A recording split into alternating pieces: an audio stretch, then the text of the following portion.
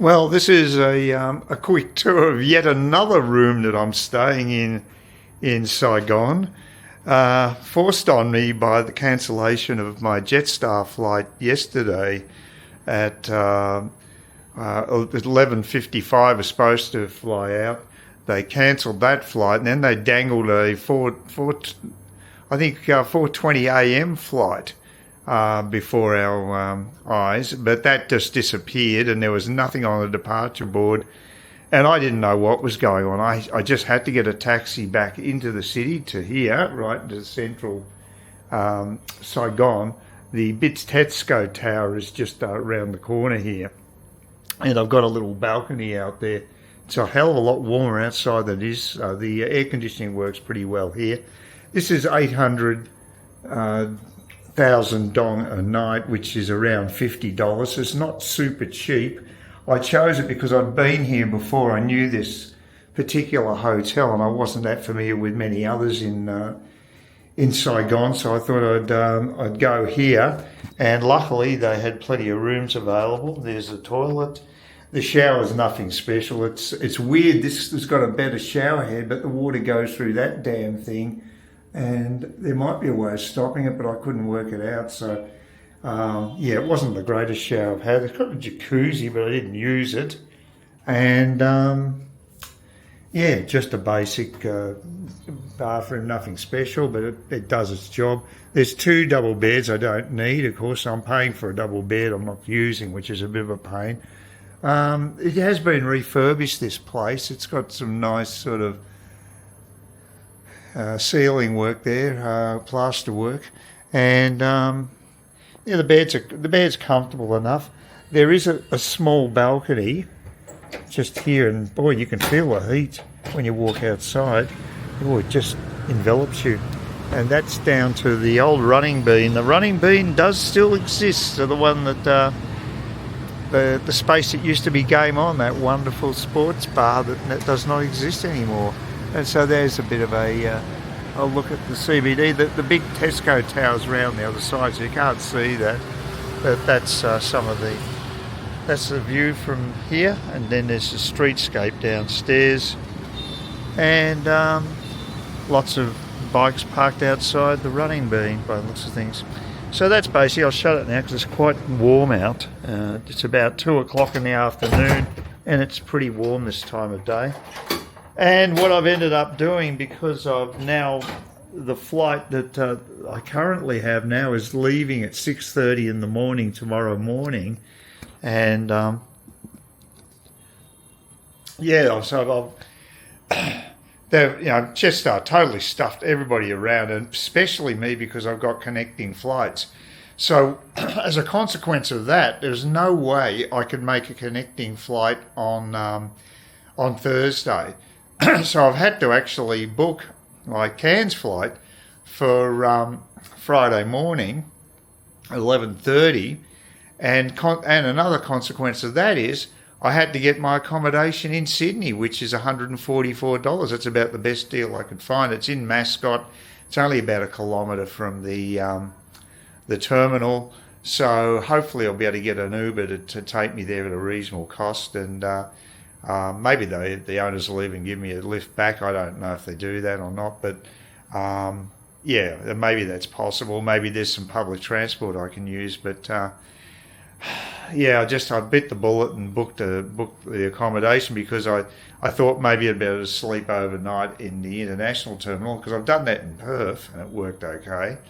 But apparently they lock up the place. There's a curfew, and the whole building shuts down, so you have to get out of there.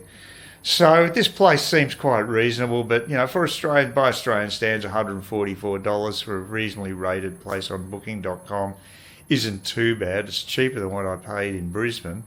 So I'll be putting the bite on Jetstar to pay for that, because the only reason I have to use that accommodation is because they changed the scheduling of the flight, so I couldn't possibly get a connecting flight to Cairns tomorrow, which is a total pain in the ass because I just want to go home. God, this is so and to be honest with you, I was a bit reticent to book that room because if Jetstar again cancel the flight or delay the flight or God knows what, just don't trust these bastards. I could basically be up for $144 for nothing. I may not even be able to get to Sydney tomorrow. I just don't trust Jetstar anymore. Well, I'm one of the early people queuing up to finally check in. The good news is it's on the board, so we may actually fly to Oz today, which would be a nice change. But the taxi in here was amazing. I got here in I don't know. It probably only took about 20 minutes, 25 minutes max. There's just no traffic on the road. He seemed to take shortcuts, and I don't know how we got here so fast, but we did. So yeah, it's pretty impressive.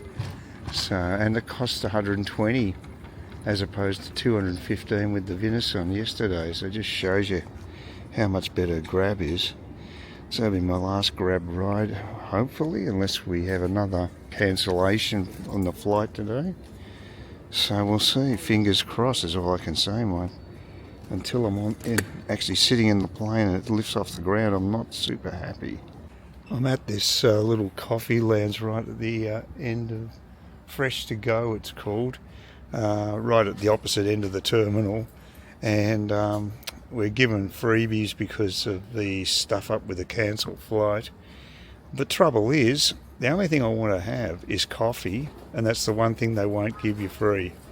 I mean, how bizarre is that? I don't want the food. You can take the food, you'll get that for nothing, but if you just want a coffee, you can't get it. So the best I can do is mineral water. It's typical bloody Jetstar. There's always a catch. Oh dear. Well, they're consistent, I'll give them that. I'll just be grateful if this plane takes off today. That's my major concern. I just want to go home. That would be nice, but oh well, I've got my mineral water, and that's something, I guess. And I'll be getting some stuff on the plane anyway. But, gee. Coffee, that's all I ask for, coffee. Too much to ask. Right, this is an additional room review forced on me by Jetstar by cancelling that flight. I've had to actually scramble and find one night accommodation in Sydney, which ain't the cheapest place to get a room, that's for sure. This cost me $141. The bed's actually quite comfortable. It's got all the bedding and stuff. I'll say it, in spite of the fact that it's expensive, it does have all the basics. There's something very Oz in this in this refrigerator. As you can see, there's 4 bottles of VB and a couple of bottles of mineral water, which are gratis, and the chocolates also you need to pay for. So if you have the VB or the chocolates, I think the VBs are $5 each, which is not cheap, so they'll be making good money on those. I've been watching broadcast TV because there ain't no Wi-Fi in this particular room, which is extraordinary. Not that I can find anyway. There's no reference to any Wi-Fi. That's the first accommodation in years I've found that. Seeing only staying over here overnight, it's not a big deal. The shower's okay. Shower pressure is not fabulous, but it's all right. And they do provide the body wash stuff and all the conditioner and shampoo. Toilets are okay as well. Basic stuff, but it works. And the only thing they don't provide are things like the toothbrushes and other little things you always get in Asia. So apart from that, yeah, just a basic room, but quite serviceable for one night, I guess. Well, I'm just checking out. It's absolutely astounding the frequency of aircraft. So anyway, I'll have to wait about a minute. There's another one there. That's actually a light aircraft. Unusual, but they're just astounding how much activity there's in the air. Anyway, that's it for Mascot for me. Now I've got to get to T2, see how we go. So hopefully won't be any hassles dragging this along the streets. It's a bit nippy actually. Put my top of 26 today, but it doesn't feel anything like it yet. Yeah, this is the street that I was staying in last night. Not that I got a chance to really look at it. And just going to head down. This is King Street in Mascot, and I'm going to head down to this corner here, do a left-hand turn, and just keep walking. And hopefully they'll get me where I need to go, which will be T2. I'm just at boarding lounge 55, so I've made it in here without any great drama. My walk from Sunny Rooms, which was the booking.com booking I made for just one night, was fairly easy. It took about half hour to walk from there in King Street, Mascot, to Terminal 2, and it wasn't that difficult to walk. So there was good footpaths all the way, unlike Vietnam. It was perfectly unobstructed footpaths. So that was nice luxury. And I had a decent night's sleep too. It was pretty quiet and a very comfy bed.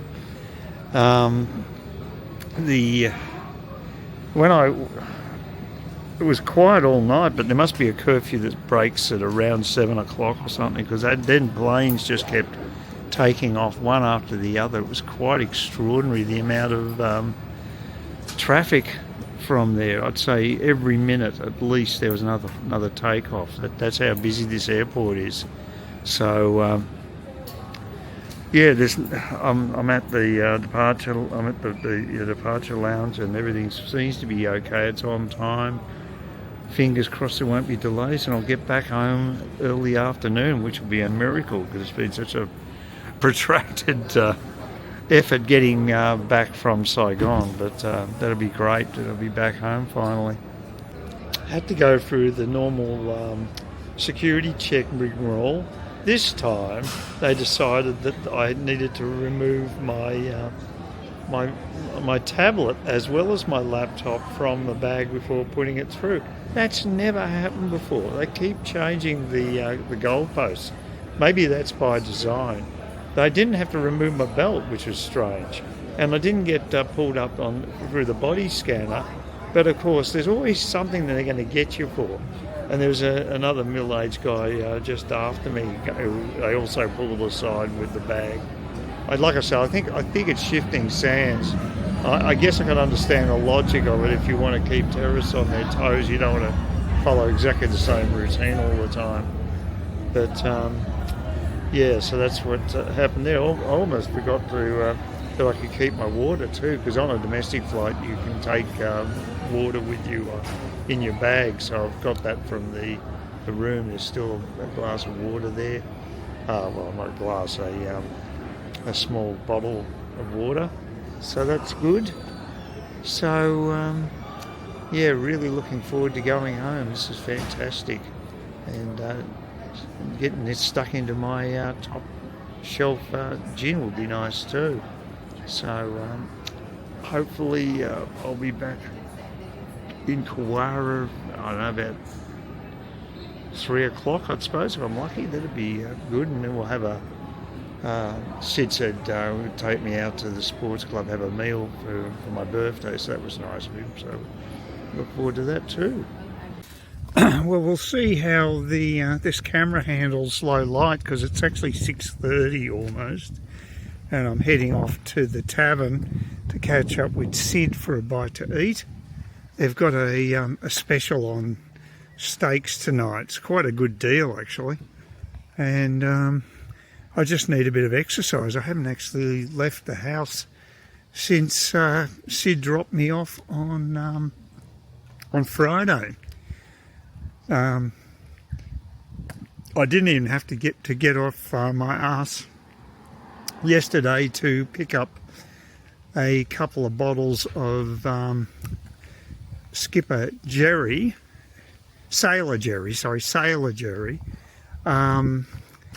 rum that I got 2 litres of it. Because I spent over $100, they promised, Liquorland promised that they'd deliver the booze to me in 60 minutes, free of charge, and they used Uber to do it, and they did turn up, so that was brilliant. Today wasn't so brilliant with Coles.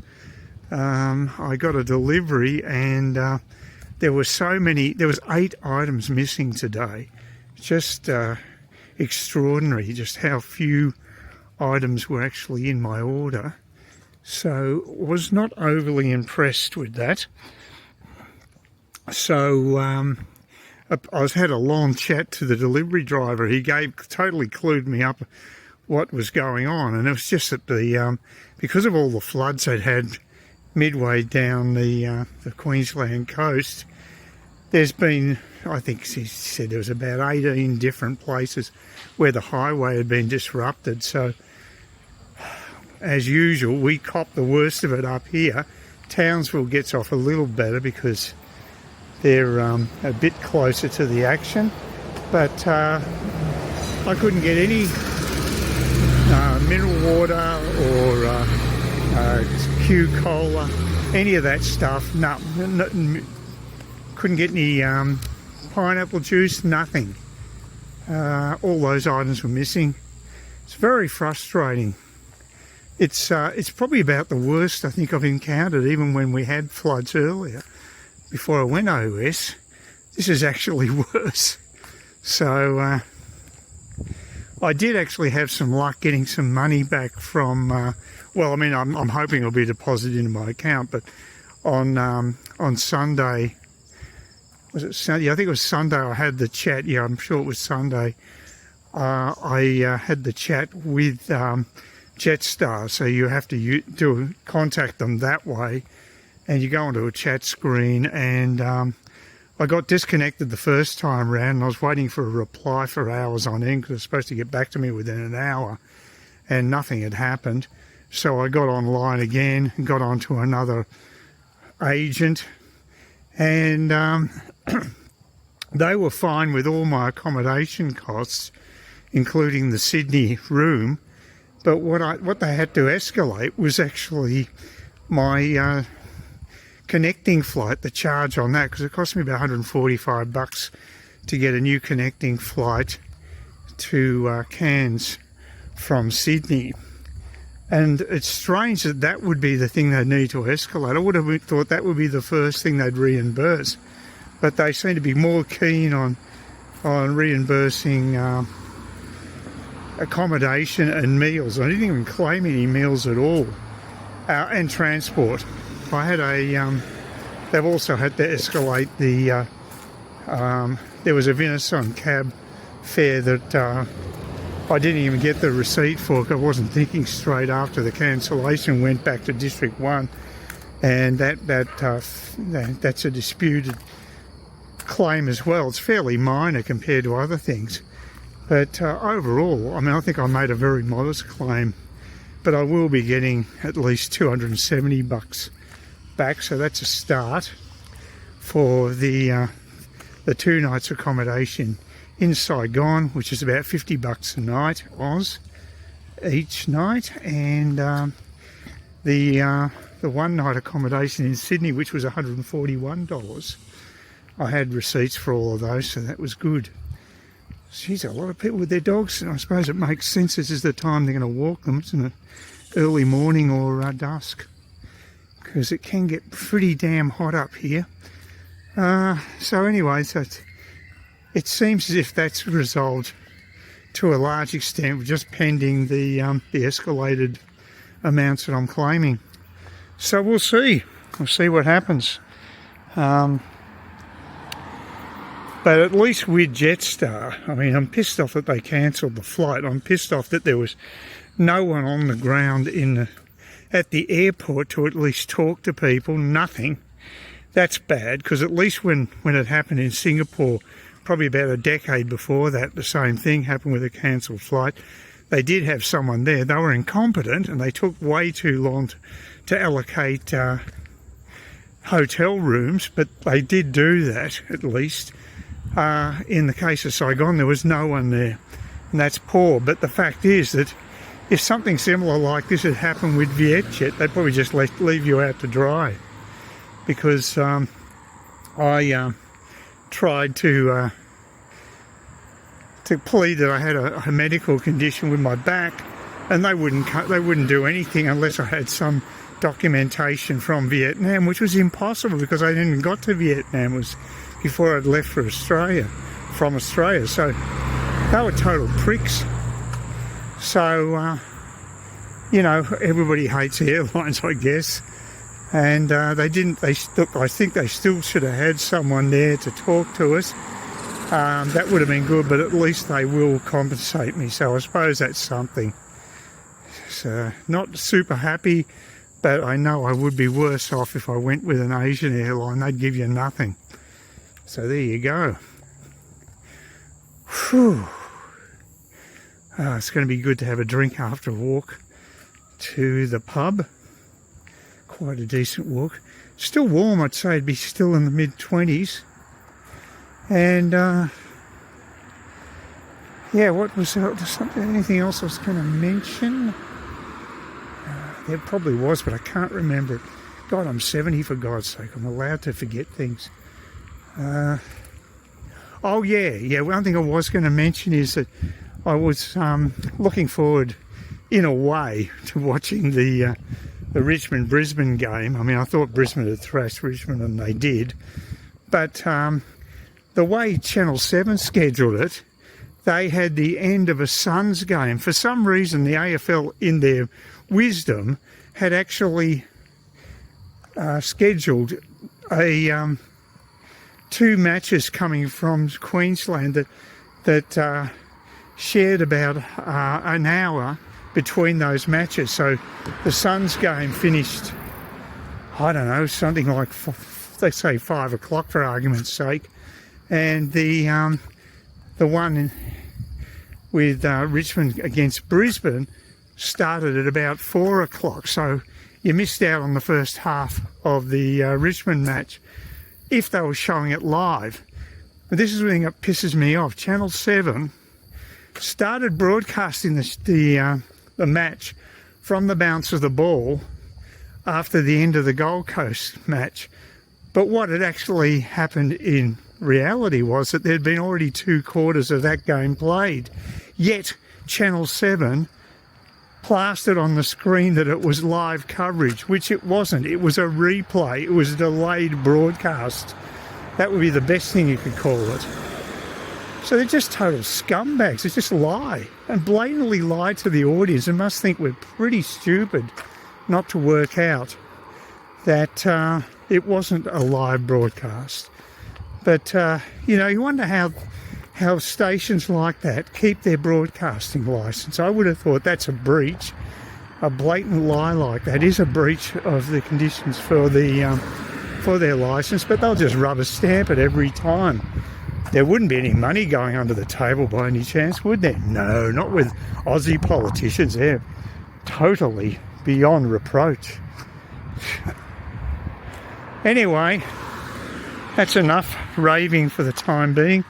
I'll save my energy to make it to the bar, to the tavern, the Trinity Beach Tavern, and indulge in a steak dinner. It should be rather nice.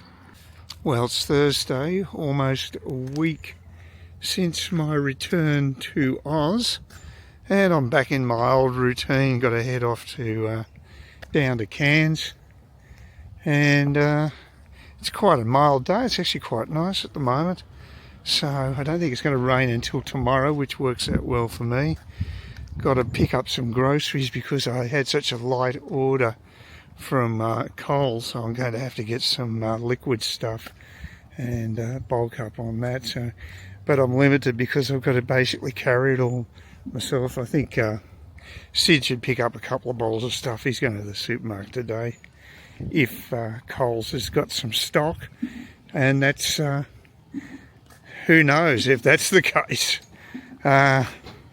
It can take a week or so to recover from these floods, so could be a bit more time for I can get the full suite of groceries. I've had enough food to keep me by, so that's good. Thank God Sid stopped off at Woolies on the way from the airport last Friday, because that sort of saved me, just gave me enough food to get by. I've actually got greens at the moment, which is amazing, because apparently they were off the shelves for a different reason, another E. coli scare. So it's either floods or contamination you've got to contend with groceries these days. It's getting tough to eat. So, and of course, on a global level, who knows what's happening. I know the Aussie dollar's dipped 3 cents since I was over in Vietnam because of the tariff scare. So it was 63 cents, but it's down to 60, although the exchange between the dong and the Oz has been fairly consistent around the 16,000 mark. That hadn't changed. So I may go back there later this year. We'll see how I feel what my health's like, feel what my general situation, living situation is. It would be nice to do 2 trips a year. Even nicer if Vietnam got rid of the requirement to get an e-visa and actually just gave me 90 days without, like they did in Thailand. Although Thailand's actually tightened up. They're not. It's back to the old 30 days with this stamp without having to apply for a visa, rather than 60 days. So they've actually tightened up again.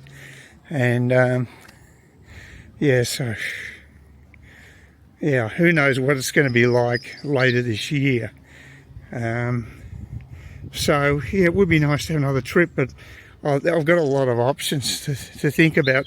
Da Nang's going to be too cold later in the year, I think, to bother with.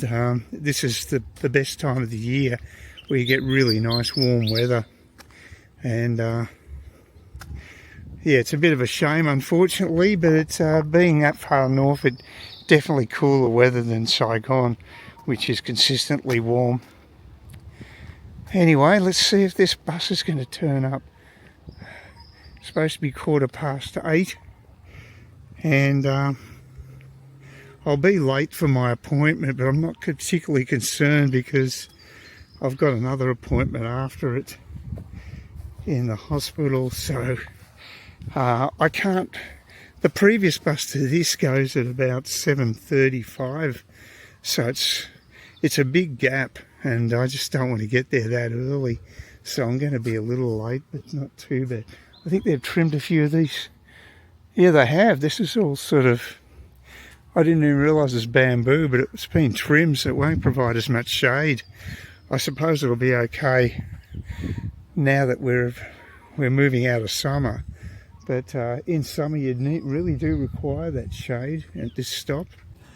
Well, I'm heading down to Smithfield now, and to see Specsavers, because I've got to have my eyes checked to make sure that the pressure in both eyes isn't too high, because it can cause permanent damage. And I'm not sure what the situation is with one of these new eye drops that I'm taking. I think I have to get a referral of Specsavers to the hospital for them to write another prescription for it. So that's why I've got to go there today. But on top of that, I've got a more urgent matter. I've got to head to Cairns Central because the ANZ Bank has now put a freeze on my credit card. And it's just, with no communication whatsoever why this is happening. I can guess why, because I was delayed with my overseas trip by 2 days, and as a consequence I made transactions overseas using my debit card and my credit card, because I had to get a new accommodation in Sydney, and also a connecting flight to Cairns, a new connecting flight. So because I did that outside the time frame that I gave for being in Vietnam, I think they've put a freeze on my accounts without any explanation though. No communication whatsoever. They're just total assholes. So I've got to go to branch and see if but the major problem now is that they refuse payment on my TPG internet. And if that gets cut off, I'm totally screwed. So, God, I just cannot wait to get to sever relations with the ANZ. I now, presumably, am going to get my pension paid into CommBank, and that'll allow that separation to occur. And I cannot wait, because they are just abysmal when it comes to customer service. They also used to have a branch in Smithfield, so it would have saved me that extra trip down to Cairns, but they closed it, of course. So further inconveniencing me. So today I've got to go all the way into Cairns to front up there, show my ID, and try to get this sorted. It's just they just don't care about their customers. They couldn't give a crap about their customers. That's the bottom line with ANZ, and it will come back to bite them. Well, I'm finally back in Kawara after a protracted day out getting stuff done. First off, my eye test, which was good. The pressure in both eyes is quite low now. It's 10, so that's quite acceptable. So that's good news. But because I had that TPG message about my credit card, I had to go to ANZ branch in Cairns, and I got there a little after 12 o'clock. Had to wait for almost an hour to see someone. It was reasonably busy, but they got the issue resolved after about half an hour. And the reason wasn't because I had actually stayed in Vietnam a couple of days longer. That doesn't appear to be the reason at all. It was a totally spurious reason where they just wanted to have an update of my ID. And I'm thinking, well, if you want to have that, why don't you contact me and ask for it, rather than cutting off my credit card and debit card and forcing me to go to a branch. I mean, they're just abysmal customer service. I felt I didn't pay out on the lady who helped me out. She was in the dark pretty well as much as me, and she did at least ring up cards on my behalf and got things clarified. So it's just a badly run bank. It's even for a bank, it's badly run, and that's saying something. So my next move is to try to get both a debit and a credit card from CommBank, and then I can kiss goodbye to it, because that's just not acceptable, because that put me through quite a bit of stress, and it was unneeded. They just can't communicate with their customers. They don't want to, and they don't care. And they're a load of crap, basically, and they're also woke on top of everything. So yeah, I will not miss them. Yeah, it's almost 11 o'clock in the morning. I've got a 1:30 appointment in the city, but I also want to go to the bank beforehand just to show them my ID and get all that stuff sorted out and get a debit card. So I'm leaving a bit early. I finally got all my money back from Jetstar, in spite of the fact that their communication was lousy after they cancelled my flight. They have come to the party with compensation money, so it's about $450 in total that they've come back with. So that's the good news. So credit where credit's due. They might have left me in the lurch with the cancelled flight, but unlike Vietjet, they do compensate you if you can't make the flight for whatever reason. In this case, it was their choice anyway. They cancelled the flight, so it was pretty cut and dry. But I did get accommodation paid for, and my connecting flight, they paid for that as well. So it was all okay. And so they do more than if you were going with an Asian airline. Unless we're talking about someone like Singapore Airlines, I suppose they probably would do the same sort of thing. But with a budget Asian airline like Vietjet, forget it. And AirAsia's probably the same. So that is the good thing about Jetstar, that they will cough up the money when required. They put me up in Singapore previously when they cancelled a flight in a hotel, which wasn't cheap. I didn't have to pay for it, and I got a free breakfast and stuff. So, yeah, overall, it could be worse. And like I said, simple things that don't cost them money could improve things a lot. Better communication, really important. I'd love to strangle, I could feel like strangling the guy who sent out the email saying there was a flight leaving at 4:20 in the morning from Saigon, which was total crap and just kept me at the airport for an hour or two longer. Just very poor communication. And like I said, it doesn't cost money, you just have to have someone decent looking after a situation like that. Someone on the ground would be nice. And got it. You think the labour costs in Vietnam are so cheap they could afford to do that over there, but there was no one representing the airline at the airport, and it would have been so simple to do it.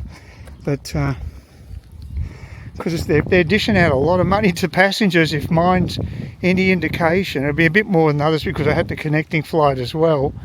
But they would have still been paying out a couple of nights accommodation in Saigon. Some people wouldn't have picked a reasonable price hotel like I did. They'd probably just go for the jugular and try for a 4-star place, which is not right. But it's the way it is. I don't exploit situations like that. I mean, the temptation's obviously there, but I just don't think it's right. So I've never really had any issues with things like insurance or compensation because I never make outrageous claims. I think there's something to be said for that.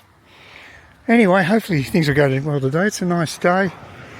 And my Dale, my handyman, it's his birthday today, I found out.